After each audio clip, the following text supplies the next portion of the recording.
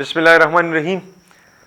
منزلونه چې سانم سخت وي هغې ته چې سړی سفر کوي نقطه آغاز د زیرو نه سټارټ اخیستلی کېږي. په دې کې زما مطلب صرف او صرف دا دی چې زمونږ خلکه اکثر لا دا ناممکن والا لفظ زیات استعمالي. د ناممکن نه ممکن طرف ته دا قدم اخیستل دا لږه شانتې فاصله وي.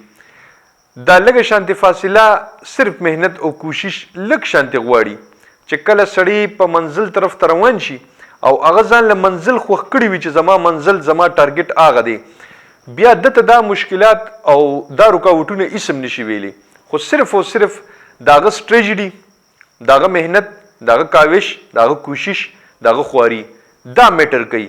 او دغه سیزونه چې کله را یوځي شي او د دې سره ورسره مستقل مزاجي را یوځي شي د دنیا یو طاقتم بیا هغه ته مخې ته نشي راتلی او د هغه منزلونه به اسانیږي او فتح او ګټه به د هغه په لاس کې وي. د دې موږ سره ډېر زیات مثالونه دي.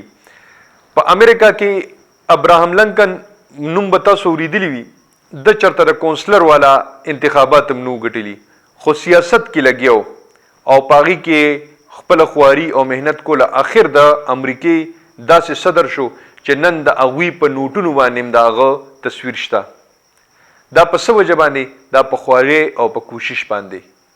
دلته زمونږ په پاکستان کې چې کوم په سیاسي لیډرانو کې مونږ وګورو نو عمران خان ته تاسو وګورئ د تیرو شپږ کالو نه هغه دا محنت کولو او هغه ویل زه به وزیر اعظم جوړېږم.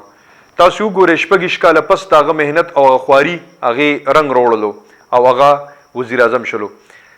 یو خبره د هغه په باره کې مشهوره ده، وي د هغه دا خبره به وي اکثر له خلکو کوله چې وي د یو ځل داسې ینګ هلکانو ته چېرته خطاب کړی نو هغه وخت کې هغه په 6 کلاس کې یا په 7 کلاس کې یا په 8 کلاس کې نو وي کسانو ورته وویلې چېرې دې 6-7 والا کسانو ته تاسو لپاره داسې موټیویشن والا خبرې کې نو هغه ورته ویلې چې عمده به زما 10-15 کاله پس زما سپاهیان جوړیږي.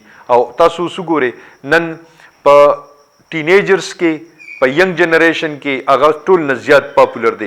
د هغه د پاپولرټي لیول چې کوم دی هغه هم دقه دی، تقریبا د 20-22 سال یا د 18 سال نه واخله تقریبا د 30-32 سال په منځ کې دغه ایج دا د هغوی مین فوکس دی او ټول کسان زیات تر د هغوی دي. د عمران خان تایید باندې نه کومه چېرې عمران خان په دې کې زه دلته ډسکس کومه. زما دلته مطلب او مقصد صرف او صرف د ممکن د ناممکن نه ممکن طرف ته راتګ دی. هغه ته به خلکو ویلي چې ستا په لاس کې د باچاحت والا هغه لیکلي نشته، خو خپل هغه محنت او هغه خواري او هغه کاوش جاري وساتلو. خدای پاک وله بیا دلته ومکه شان باچاهي او وزیر اعظم توب وله ورکړلو او دغه شان د ابراهم لنکن والا ما تاسو ته مثال درکو، دغه شان نیلسن منډیلا د هغه په باره کې دا مشهوره وه ځکه چې هغه شپږ کاله په جیل کې تیر کړي وو. د هغه په باره کې دا خبره مشهوره وه چې یاره دته به هېڅکله اقتدار نه میلاویږي. دغه شان د ماوزو تنګ په باره کې دا خبره مشهوره وه چې دې ته به هېڅکله اقتدار نه میلاویږي، خو محنت یې وکړو، خواري وکړله، ځان له یو ګول سیټ کو، ځان له یو منزل خوښ کړلو او په هغه منزل او په هغه دغه باندې په ټارګټ باندې روانو، خواري یې کوله، محنت یې کولو، خدای پاک وله منزل ورکړلو.